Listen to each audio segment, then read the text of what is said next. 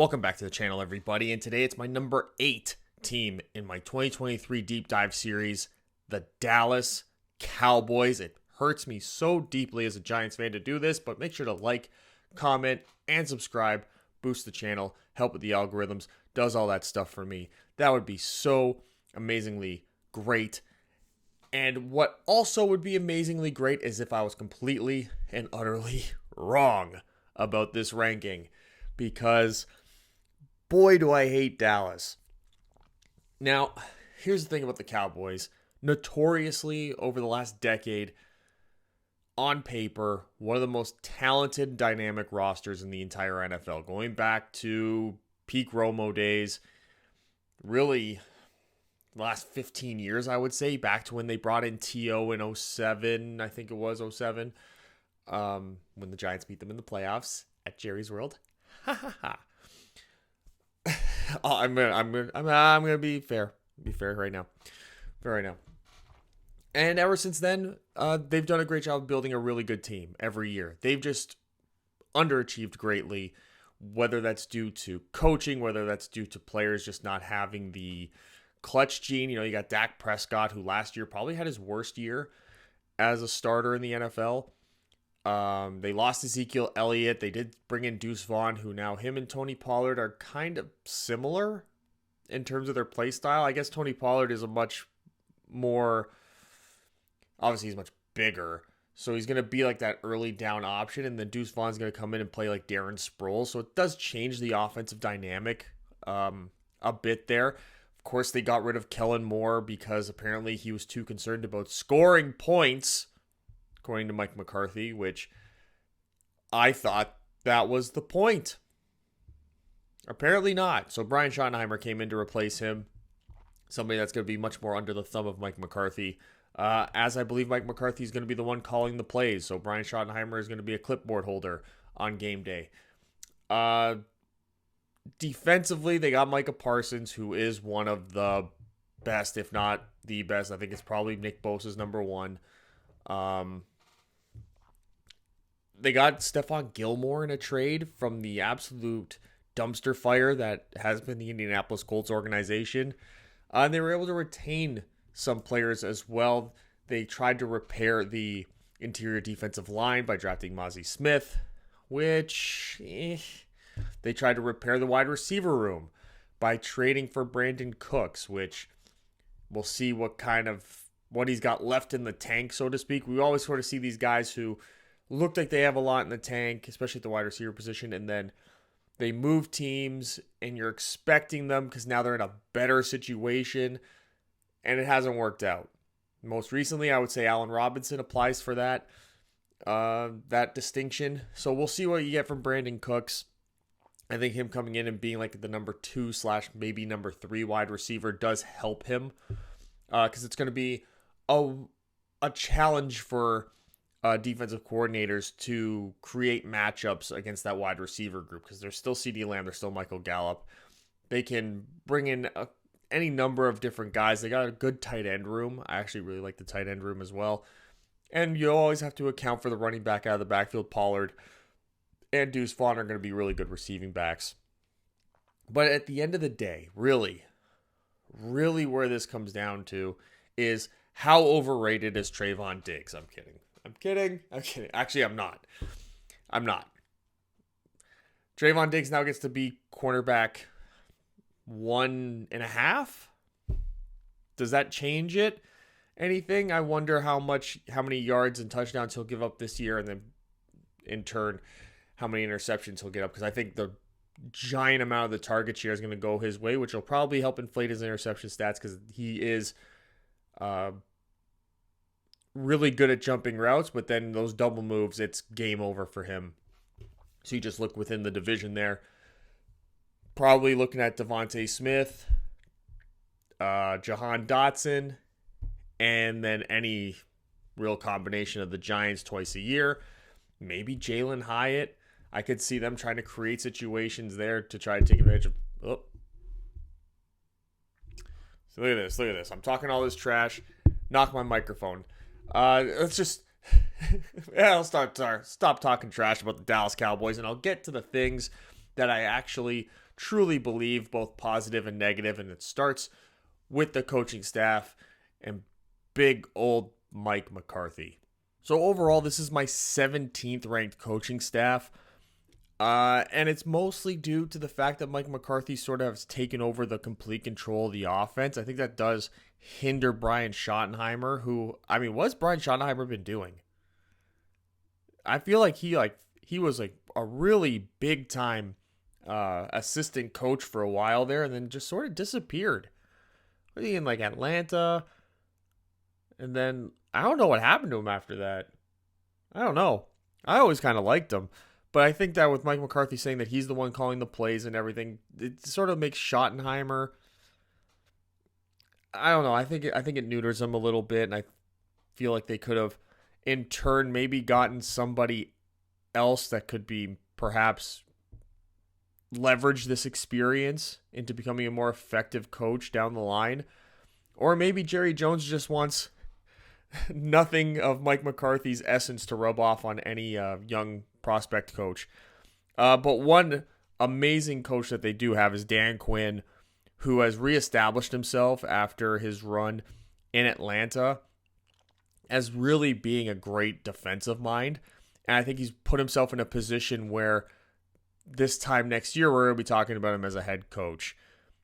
Barring the Cowboys defense completely collapsing. He's done an amazing job of using the top tier talent on that defense to create a bit of an overachievement, I would say.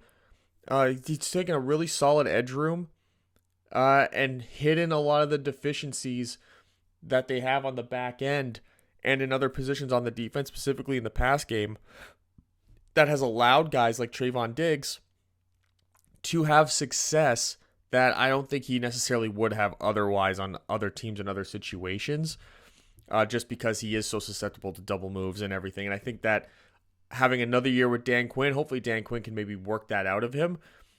And then what you have then with a guy like Diggs is somebody who is incredibly aggressive, can locate the ball, really good ball skills, but then also will have the patience to not want to be that, want to make a big play every play. That's sort of what Trayvon Diggs does, and that's why he gets burned so many times.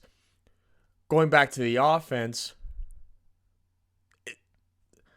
I know that it's a misconstrued quote, but he was too interested in scoring lots of points is one of the worst quotes I think a head coach could ever say about a former offensive coordinator. I think what he meant was there was a lack of game management that he wants to introduce now to this team. And that includes running the ball more. That includes more clock management. That includes more pacing control and all those types of things, like making the opposing team play to slow it down, speed it up at your discretion, and not just trying to be a go team, which then sets a guy up like Dak Prescott to regress from last year, where he turned the ball over an absurd amount of times, and it didn't really make good use of a lot of the talents that they had out on the field. It kind of left the offensive linemen hanging out to dry a bit, with the defense being able to pretty much pin their ears back and just not have to worry about setting an edge in case there's a run, allow defenses to play much more aggressive against their offense. I think that's what he meant. And so we'll see how his strategizing and his play calling goes hand in hand with that, because within that division, it's almost like a losing strategy, so to speak, to become that type of an offense, because let's just look at it. Dexter Lawrence, Leonard Williams, A'Shawn Robinson on the Giants. Fletcher Cox, Jalen Carter, Jordan Davis on the Eagles. Jonathan Allen, Daron Payne, Fedarian Mathis on the Washington Commanders. Running the ball in this division against as the Cowboys against your division opponents, you got 3 really good run stopping groups in terms of what they're bringing on the interior. So you are going to have a real issue, especially, when you have a guy like Tony Pollard and Deuce Vaughn who aren't going to be guys who you want to run in those A gaps. So I'm skeptical about Mike McCarthy coming in with that strategy and then sticking to it just based upon that criteria alone. So how does Brian Schottenheimer now influence the offense with his ideas? Or is he just coming in to be like an experienced guy and frankly maybe a scapegoat? Like, we brought in Brian Schottenheimer and yeah, look at that. He definitely is a flop. Just like people have been saying the last couple of years, because he should have been a head coach by now, remember? I don't know if that's the case. I don't know if this is Mike McCarthy protecting himself, or I don't know. Or was this, or is this Jerry Jones, his influence, thinking that if Mike McCarthy is and have a certain record by a certain time of the year, Mike McCarthy's out, Dan Quinn is in, and then Schottenheimer gets to run the offense that he wants to run for the rest of the year. I don't trust this, the dynamic of the coaching staff, their abilities, the person in charge, and how it mixes with not only the roster, but the front office. And I think a lot of Cowboys fans would agree. I think a lot of Cowboys fans, outside of having Dan Quinn back as the defensive coordinator, I don't think there's a lot of optimism and excitement surrounding particularly the offensive side of this coaching staff. And it is what really drags down the overall ranking, because Dan Quinn is probably, in terms of coordinators, defensive coordinators, top 3? Top 5 maybe at worst? So think about how unenthused I have to be, and I think a lot of people would agree with this ranking based upon this analysis of the offensive side of this coaching staff. I think it's going to be potentially a very frustrating year in that aspect, and how this offensive coaching staff, the offensive side, lasts the entire season, I think that's potentially up in the air. We got to go right to the quarterback rankings, and Dak Prescott gets a 76 in terms of a passer. He regressed horrifically last year, was making very poor decisions, not very accurate, not getting through his reads properly, and Kellen Moore kind of got thrown under the bus as the scapegoat for that. Now, was there something to it? Maybe. But also, has Dak Prescott's ceiling been met? Is he just that middle of the pack quarterback for the most part? A guy who will have a top 10 performance 1 or 2 weeks and then go 3 or 4 weeks where he looks like absolute garbage. I think that Dak needs some sort of influence to come his way. Maybe, is it Brian Schottenheimer? I don't know.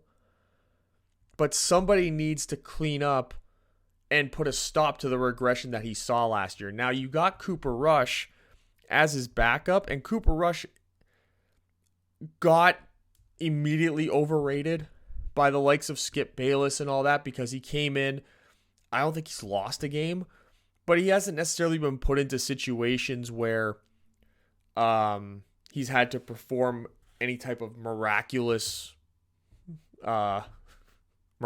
miracles. That's kind of redundant. But I think he performed a lot more consistently than Dak Prescott has.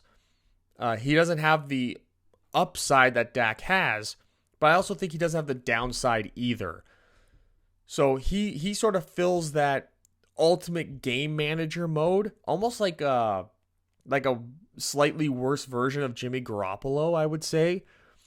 In that, I don't think Cooper Rush is winning you any games, but I don't think he's ever going to make a mistake that's going to cost you a game. And I think that his lack of confidence and his lack of desire to want to create that game-changing mistake is what holds him back from making that game-winning play that Dak does give you. But kind of like what we saw with Jameis Winston, is that eventually that starts to backfire. That gunslinger mentality, that close your eyes and hope for the best, I guess for lack of a better term, type of quarterback play eventually starts to backfire. And we've seen it with Jameis Winston, and for the first time we started to see it now with Dak Prescott. So how they respond this year, how they come out and strategize, now that committing to the run game could help that, because then that opens up the play action game. It opens up a lot easier reads and throws for Dak Prescott. Them adding to the tight end room the way that they did definitely makes it easier for Dak Prescott. Them committing to having a plethora of receiving backs to help with the screen game is going to give him easy completions and move the ball a lot easier down the field. Them adding Brandon Cooks, for all that we could be skeptical about in terms of his age and is he finally going to regress down, kind of like I said with Allen Robinson, it still is a speedy guy out there. So now being that type of gunslinger, you got a guy like Brandon Cooks who can create separation.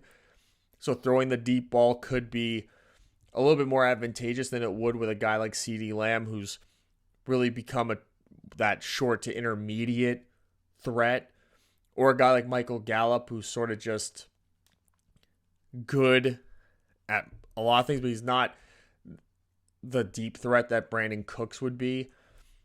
So how Dak responds this year coming off of last year is going to be something to watch. But until then, he gets a bit of a lower ranking than I think a lot of people might have been expecting. Now, Dak does provide a bit of a running threat here, which will go to his advantage. Then you got a guy like Deuce Vaughn, who they drafted. I give him a 75 as a rushing threat. His size, like we saw in the preseason, his size, he seems to know how to use it, where he's hiding behind offensive linemen who are like a good foot taller than him, and then finding these holes, and then he has like the burst and acceleration to get at least 3-4 yards a carry, which is really all he'll ever necessarily be used for. I don't expect him to get a lot of early down work because Tony Pollard did a good job last year, especially of establishing himself as a good early down back. Good enough that they got rid of Ezekiel Elliott, who's now in New England, that they're ready to commit to Tony Pollard as being the number one back, at least for this year, and turn Deuce Vaughn into the Tony Pollard of the offense. So, seeing the evolution of Tony Pollard on this team is going to also make things easier for Dak Prescott, because now you've got Ezekiel Elliott as a runner. When he was at his best, was obviously one of the best in the NFL, if not the best in the NFL at his peak. But Tony Pollard brings so much more versatility to the offense and to the run game that it's going to make things easier for Dak Prescott, because now there's going to be so much the defense has to do to respect the run in so many different ways, because Tony Pollard has shown he can run between the tackles effectively. He's shown as an outside running threat he can do that as well. So that is going to open up the offense much more for Dak Prescott. And like I said, make throws easier. And even in the receiving game, Tony Pollard's going to bring you some really good ability. Deuce Vaughn is going to be somebody else to do that as well. I question Deuce Vaughn's ability to pick up blitzes as a blocker, which does hurt his receiving back grade. I think that hurts Tony Pollard's a little bit as well. But then they got Malik Davis back there, who is going to fly under the radar, I think, for most of this season, just because of how exciting Tony Pollard and Deuce Vaughn are going to be. I don't think Malik Davis is going to be that super exciting back for them. I think he's going to be somebody who can be quite efficient. Rico Dowdle is, I think, going to make the roster for as long as Ronald Jones is suspended. I don't recall the exact amount of games that Jones is suspended for, but they did bring in Ronald Jones to basically take up the Ezekiel Elliott role, and I think that now with the suspension, I don't know that he ever ends up really taking that mantle from Tony Pollard. I think Tony Pollard is going to now have the opportunity to show, like, no, don't worry about it. I got first down. I got second and short. Don't worry about that.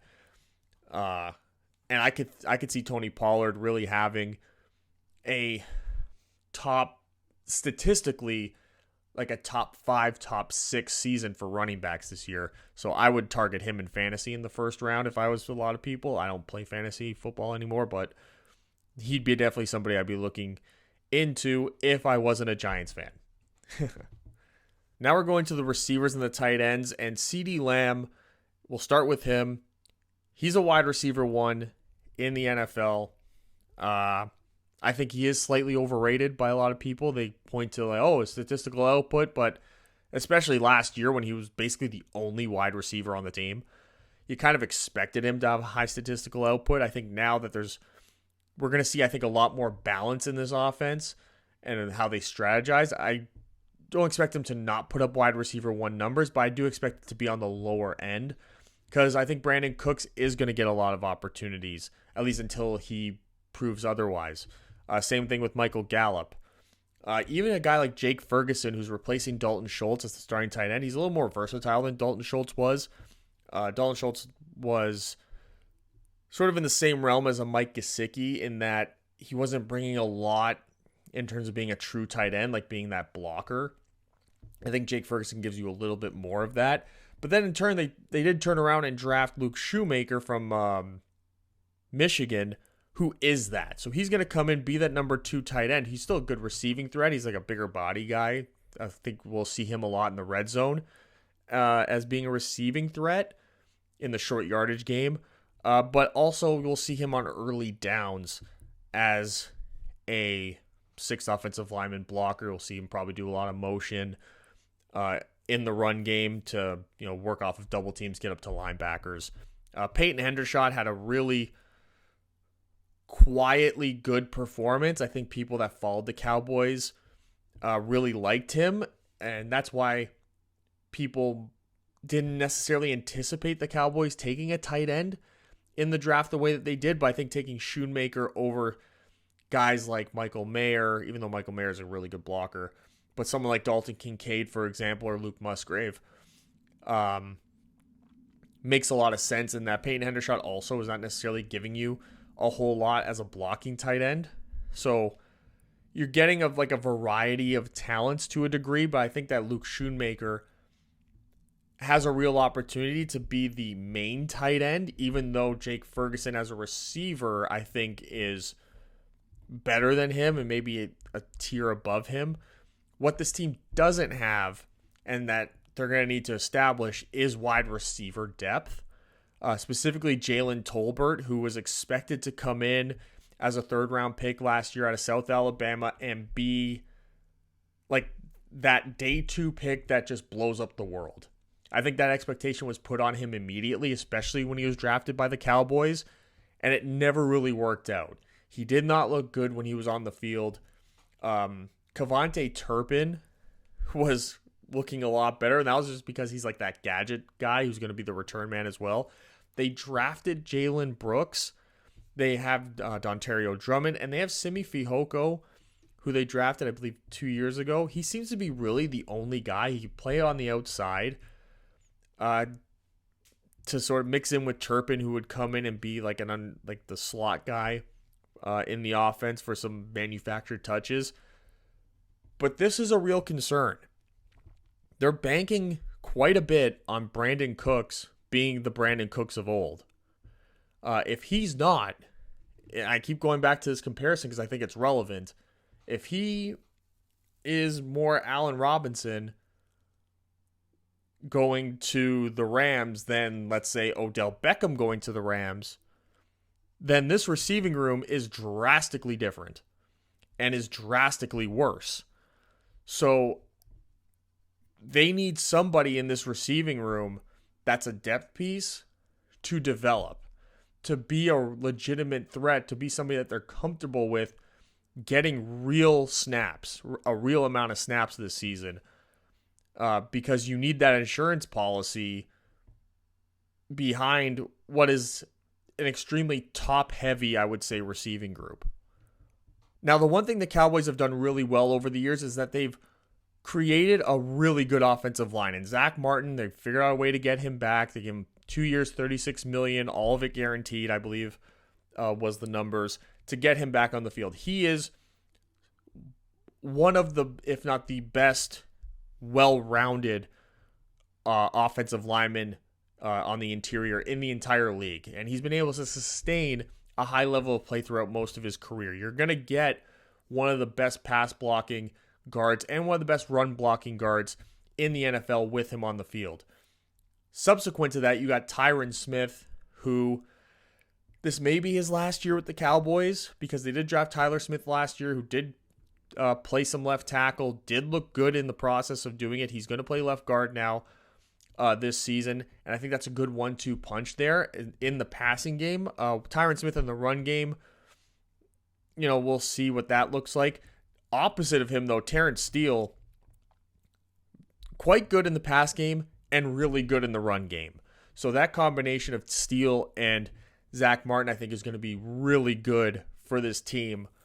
And we'll get to that. But in the pass game, there's really no deficiency. And in the pass game, if your center is your worst offensive lineman, you're okay. Because a lot of what the center is doing in the pass game is assisting with double teams on the interior, which he's got 2 really good guards next to him, or picking up a blitz from one of the linebackers. And you would hope that the ability for a center to block a blitzing inside linebacker, his ability, even if he's on the lower end of the skill-wise, that he'll still be able to accomplish that. I think Tyler Biadasz, despite not really living up to the expectations of, say, myself, who saw him and Creed Humphrey and Tyler Linderbaum as being like these 3 like elite centers to come out into the league, he hasn't really lived up to that.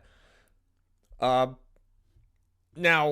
he doesn't have much competition on the interior to really lose his job, but there's a guy like Josh Ball who is a solid third tackle for this team. So you don't necessarily have to worry about kicking out Tyler Smith to one of the tackle positions if you don't want to.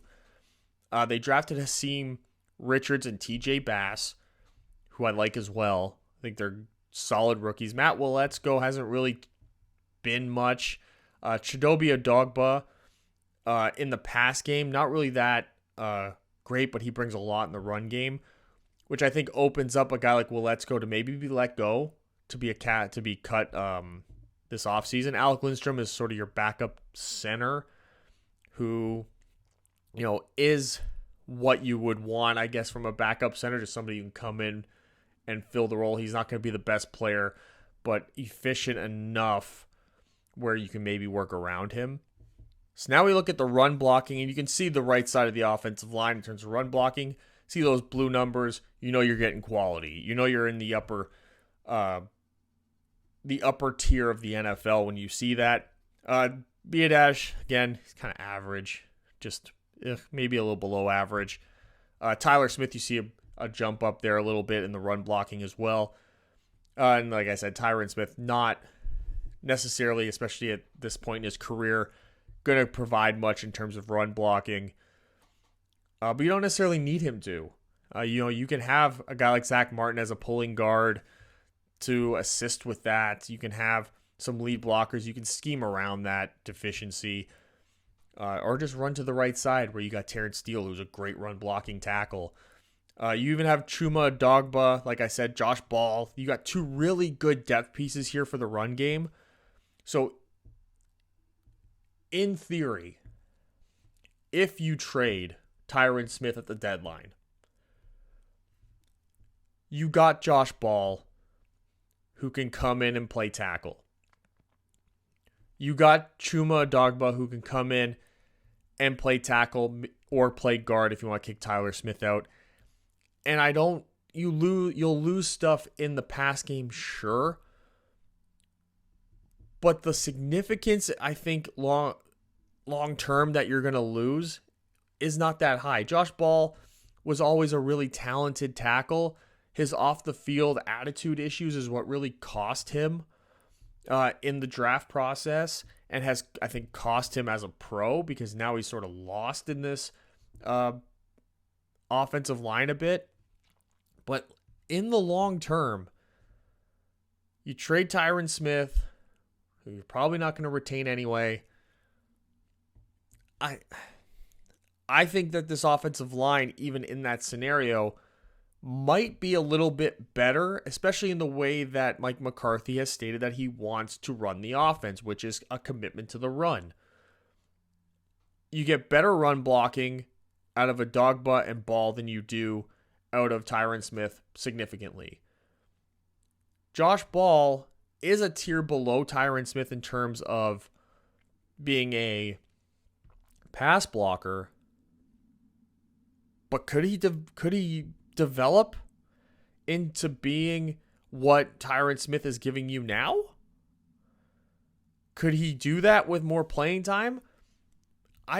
Maybe, perhaps. I think that's a real possibility, and I think it's something that Jerry Jones is going to consider, especially with the way that the salary cap is working. He's got Parsons and Diggs coming up for extensions. I think that's a sacrifice he might be willing to make in the middle of this season, especially if Tyron Smith is not playing at some sort of elite level. If Tyron Smith is playing just good, I could see them being willing to move on from him. And in place, you have Adogba and you have Josh Ball, who could come in and fill at least one of the spots on the offensive line, whether you kick Tyler Smith out to left tackle, which I think is what they would do. So maybe Adogba goes to guard. I think that's open to do. And then you got rookie TJ Bass, who maybe you put him at left guard and just develop him. I think that there's a lot of possibilities here because they've done such a good job of building the offensive line, not only in the starting five, but as in depth as well. So we look at the positional summaries, and in the passing game, nothing that I'm looking at that's truly making me feel like they're deficient. The only thing really is the depth at the wide receiver position. That's really it.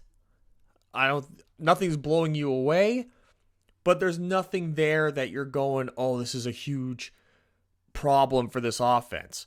When you get to the run game, I think it's sort of the same story. You're getting good blocking out of the tight ends and Shoemaker. The wide receivers are not afraid to stick their nose in there and pick up some blocks. You got a really good running back, depth. Your quarterback, Dak Prescott, can be a running threat as well if a pass play breaks down.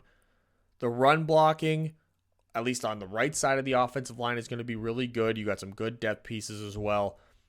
Overall, it's an offense that is going to be good, even with maybe some poor coaching decisions. And this is what I mean by good, top level. You got a passing game just outside the top 10. Again, Brandon Cooks is not who they're hoping he is. It could really affect the passing game, but if he is, then this passing offense, he could maybe definitely outplay that 72 grade. But the running game, you're getting a top 7 run game into a top 10 offense regardless. I think this Cowboys, even if the passing game is less efficient than even I have projected, I still think that's a top 10 offense. So you're going to get that level of production. It's just a matter of how the talent level is used, because how many times, like I said, have you heard Dallas Cowboys have all this talent on offense? They got a top 10, top 5 talent on offense and then just haven't done anything with it. I think that's going to be, again, the story of this year. Now let's take a look at the pass rush and get to the defense. Micah Parsons, what can you say about him that hasn't been said a million times? What a superstar. He's the guy that really takes over games for this defense. He makes a guy like DeMarcus Lawrence look that much better. DeMarcus Lawrence had a big contract. He had to restructure it to sort of get down to being frankly, he went from being really overpaid, I think, to being underpaid. But a good 1-2 punch there. And they even got Chauncey Golston, who they kicked to the inside. It's sort of an undersized interior player who on these passing downs is going to be really efficient with Osa Digizua, who's another undersized, I would say, interior guy. So how they make up for that size on rushing downs, we'll get to that. But you expect Parsons, he's going to be a 15-sack guy. Top 2, top 3 in pressures. DeMarcus Lawrence, I think you could really expect him to get to double-digit sacks as well this year. I think he's going to become much more of a rotational piece on early downs, potentially. And that's with Sam Williams, who we'll get to him in terms of rush defense. But you see this depth. This is really good edge depth. So they're going to have a really healthy group here where they can even put a guy like Dante Fowler at edge and Micah Parsons goes to more of an off-ball role because he can do that as well.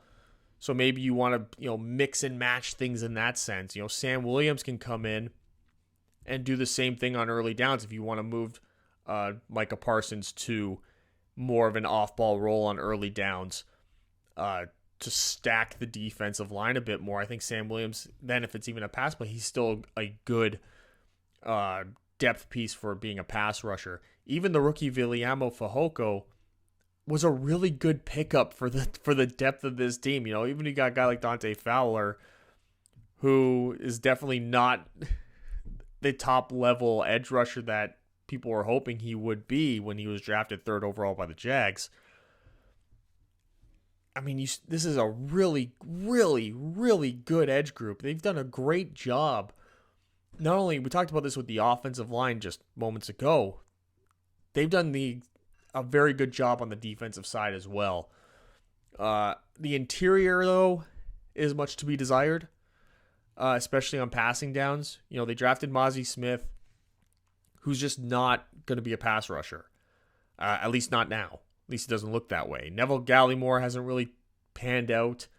When they drafted Osa Digizua, that was sort of the end of the line, it seemed, for Neville Gallimore, because they are similar players in terms of skill set. Just Osa Digizua is just a better version of Neville Gallimore at this point. Now, they do take a step back when we talk about their interior. We talk about their run support for this front four. Mozzie Smith does come in that sense. He's going to be that early down interior guy. Paired up, Osa Digizua likely to be that 3 down all-purpose interior guy. Micah Parsons, of course, will be on the field as well. Sam Williams, though, top-level edge setter and run support player. So that's going to be, I think, what his role will be throughout this season. Dante Fowler, just yuck across the board. DeMarcus Lawrence is not bad as a run stopper. He's just, I think that it's just smart at this point, because you've done such a good job of building up the depth, that you just don't use him in that sense. Save his legs for passing downs. I think that's a much better use of him, and a smarter use of him. It's not like you're one of those teams that doesn't really have depth at the edge position, so you got to put in a guy who's not nearly as efficient on early downs because you just don't really have anyone else. You've got Sam Williams. You've got even the rookie Viliamo Fehoko, who's got a lot of balance to his game. I think Sam Williams has a lot of balance to his game as well. So why not use those guys in these situations? Let DeMarcus Lawrence be out there on those definite passing downs, the 2nd and longs, the 3rd downs. Let him save his legs for that. Don't waste him and get him exhausted, so that way late in games, you're on tired legs when you need to get a good pass rush and then teams are doubling Micah Parsons and you may be opening up the pass game for them in that sense. Get DeMarcus Lawrence out there with fresh legs late in games, and this pass rush is going to be so significantly better. It's going to get Trayvon Diggs opportunities, Stephon Gilmore opportunities, Donovan Wilson opportunities to make a big play in the secondary. So it's just a much smarter decision, I think. Chauncey Golston, who is an interior guy, I think he'd probably qualify more to being an early down defensive end anyway. But he just wouldn't be somebody that I think that you would use. in that sense. He's just somebody that you want to bring in on passing downs. You kick him inside in those situations, and you get a good interior pass rush, but not much in the run game. Depth-wise, the interior really is the weak point of this group. Despite the drafting of Mozzie Smith, so them finding ways to create a rotation that doesn't leave them susceptible on the interior is going to be really what Dan Quinn's challenge is this year. Now running it back with the linebackers, Leighton Vander Esch. Somehow, some way, just with the lack of production from these linebackers, just keeps finding a way to have a job. He's not bad at anything, I will say. He is what he is at this point in his career, despite his neck issues. Damone Clark, who they drafted, I think it was last year, I think is going to get worked more and more into this defense at the linebacker position, especially on pass downs. I think we're more likely to see him because that's when for sure Micah Parsons won't be playing as an off-ball linebacker. I think that they're really going to use Micah Parsons as a defensive end as much as possible. But I think there will be times on early downs where we won't see that because they'll want to get a guy like Sam Williams and maybe DeMarcus Lawrence on the field at the same time. The depth here, they drafted Isaiah Land is sort of like a he's like Micah Parsons. Now let me finish the thought before you guys go, are you serious? In that he is a pass rusher that has off-ball capabilities. I think that he could be somebody they use as an off-ball linebacker, blitz off the edge player, even if they keep Micah Parsons on the field. He's almost a backup to Micah Parsons in that sense. He's like a super poor man's version of that. But they did draft DeMarvion Overshone, who's more of a traditional linebacker. Jabril Cox, who looked like he was going to be somebody, and then it was like, he just never gave you any type of consistency in terms of his production. Malik Jefferson, just he's like an depth piece. You get to the run game, Vander Esch and Damone Clark are still your top two linebackers, really. How they bring in a third linebacker, is it going to be DeMarvion Overshone? I think they drafted DeMarvion Overshone, frankly, to be what they're hoping Jabril Cox was going to be.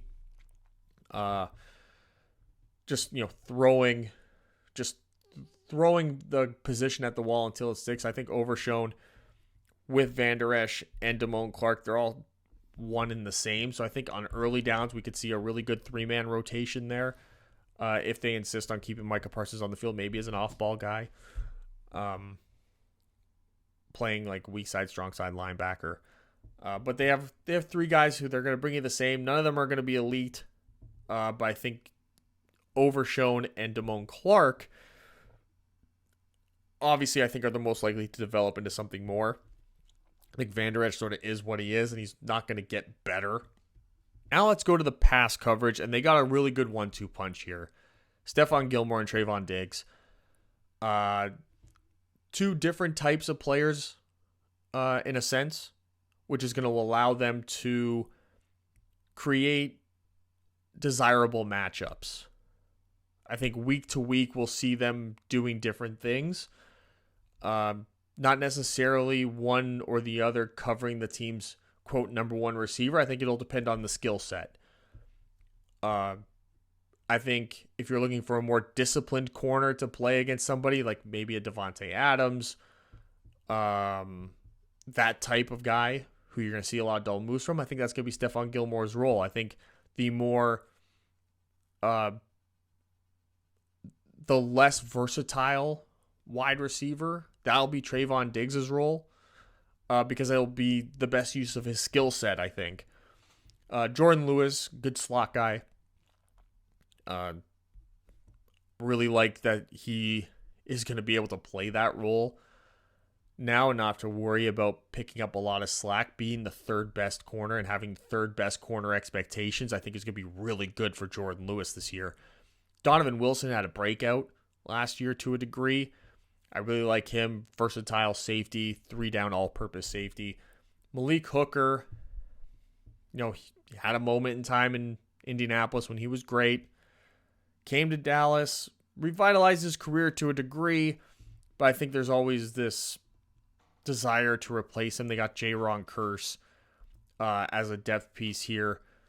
They got Deron Bland, who I think he was like a third or fourth round pick maybe last year. Actually played quite well. So they got a good group here of outside corners. I think Bland can even throw him in the slot a little bit. They drafted Miles Brooks and Eric Scott, which kind of puts Nyshawn Wright and Kelvin Joseph on the hot seat, I would say. Jaron Kearse, Israel McWamu, good safety depth there. Kearse, you can sort of make him do a little bit of everything.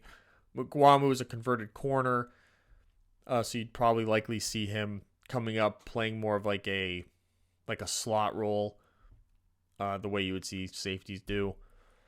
In terms of run support, their secondary does provide significant run support. Probably the most balanced and the highest floor in terms of run support from the starters that we're going to see the most playing time from. None of these guys at the starting corners are necessarily afraid to come up and make tackles. And if they do come up and make tackles, they're going to be pretty efficient at it. Donovan Wilson, Malik Hooker, same sort of thing, a really good balance there. Even with a guy like Deron Bland, he's going to provide you some good tackling ability. You got Jaron Kearse, who's really good at that. So there's a lot of potential here to make up for some of the deficiencies that we'll see up the middle probably from this rush defense. So teams trying to run anywhere to the outside, I think, are going to really struggle this year against the Cowboys. If a team's going to have some success running the football, it's going to be right up the gut. And within their division, we stay sort of within their division.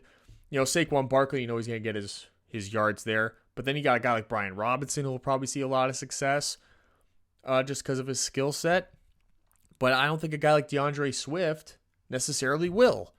I don't think a guy like Matt Breida or Antonio Gibson, I don't anticipate those guys seeing high levels of success this year running the ball because of how this Cowboys defense is set up. So I think the Cowboys in that sense are going to be able to perhaps harness their run stopping strategies around protecting the interior, because they know with the edges and even there with the secondary on the outside, they're going to get some pretty good play. So we look at the position groups here. Again, high-level edge group, cornerback group. It's a really good combination there. It's going to be very difficult to throw the ball against the Cowboys this year. You're not going to have a lot of time to do it, and when you do, you're likely throwing it at a cornerback who could create a turnover. Even at the safety group, there's that threat. Running the ball, like I just said, if you're going to do it, it's going to have to likely be right up the gut, attack those A-gaps. Mozzie Smith, the rookie, I think is going to have a lot of weight on his shoulders early in his career to be a 2-gap penetrator to shut down those interior runs. I think a lot of pressures get put on him this year to be that guy, because there's not a whole lot going on in that sense for this Cowboys defense. Subsequently, very difficult to run outside. So we take a look at their defense, and yes, it is going to be a tale of two different styles of defense. If this team can get leads early, this is where the defense really thrives. If they fall behind and teams do not have to throw the football, it could be a long year for the Cowboys defense because they just don't have the bodies in the run game. If they play with a lead, this is going to be one of the best defenses in football. And they have, since Dan Quinn's been there especially, been a team that has played with a lot of leads, which is why their defense is usually ranked quite highly. And I do expect that to continue. But there are going to be teams that are equally as maybe efficient on offense that are going to give this team headaches and make it much more difficult for them in those games. Look at their record prediction, and I got them going 11-6. But we'll go back to what I was talking about in terms of certain teams giving them headaches. The New York Jets, a team very capable of getting out to a lead early. San Francisco, same thing. Philadelphia, same thing. Buffalo, Miami, same. Very balanced, efficient offenses that are going to be able to get out to leads early in games and have the ability to hold those leads because they also are good in the run game as well. The Giants don't match up well in terms of their wide receivers. I will say that as a Giants fan, which is why I'm concerned about their ability to beat Dallas this year. Arizona, just not a good team. New England, not a good team. The Chargers, I like the Cowboys matching up against them. I think it is a nightmare matchup. A nightmare matchup for the Chargers. The Rams, not a good team. Washington, not a good team. Carolina, rookie quarterback. Questionable pass blocking from the tackles. I think that could be a real issue. Even Detroit. I just like the way the Cowboys match up against a team like Detroit. And at home, I think they'll be able to shut down that Detroit offense. So 11-6, and sure, the Giants, if Jalen Hyatt turns out to be somebody, the way they use Darren Waller, I think could be really good for this offense. We saw it in that preseason game against Carolina. So maybe they can steal one there, but I don't think it's necessarily a guarantee that Philadelphia can beat them twice. And, what do we get out of Miami late in the year? Is Tua still playing? What does that look like? So I think that they could find ways in the losses that I gave them to make up for maybe dropping a game that they should be able to win. Their schedule is not that difficult when you look at it. So I think 11 wins is an easy prediction for Dallas. So just running through the quick summary, 11-6, second in their division, the NFC East, the third best team in the entire NFC conference, good enough for 8th in the league, 17th coaching staff, the 8th total offense, 14th defense. Really the only deficiency is the rush defense, and that is what could, if something's going to hold them back, I think this year, it will be that. And it potentially will then lead to them having to commit more to the pass, which then, of course, opens up Dak Prescott to be the mistake machine that he showed he was last year. And there you have it, my number 8 team, the Dallas Cowboys. Yeah, I hope I'm wrong. Hit the like, the comment, and the subscribe button so you don't miss any of the future videos. We're coming close to the end, which is also a sign that the real football is about to start, which is awesome. There's the videos right there. Subscribe if you haven't already, and I'll see you guys with the next video.